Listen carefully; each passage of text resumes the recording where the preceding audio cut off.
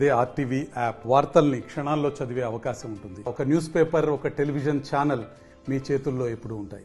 చిన్న నిమ్మకాయ విందులు వినోదాల్లో ఆస్వాదించేలా చేస్తుంది. అది ఉంటే ఎంతో ఫలితం ఉంటుంది. అయితే ఇది అప్పుడప్పుడు గొడవలు కూడా పెట్టిస్తుంది అంటే అవుననే చెప్పవచ్చు. నిమ్మకాయ ఇరు వర్గాల మధ్య ఘర్షణకు దారితీసింది.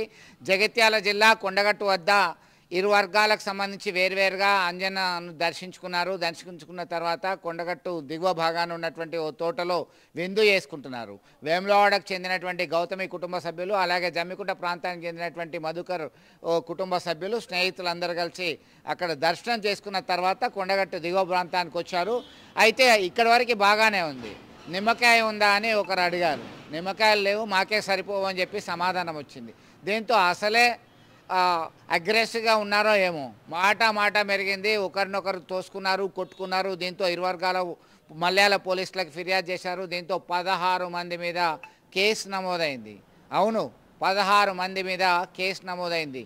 ఏంటి ఇంత నిమ్మకాయ విషయంలో కొట్టుకుంటారా? నిమ్మకాయ కోసం కొట్టుకొని 16 మంది కేసులు ఎదుర్కొంటారా అని చెప్పి అక్కడైతే స్థానికంగా చర్చ జరుగుతున్నటువంటి పరిస్థితిని మనం గమనించవచ్చు. మరిన్ని వీడియోస్ కోసం ఛానల్ ని సబ్స్క్రైబ్ చేయండి. లేటెస్ట్ అప్డేట్స్ కోసం వాట్సాప్ ఛానల్ ని ఫాలో చేయండి. అండ్ లింక్ డిస్క్రిప్షన్ లో ఉంది.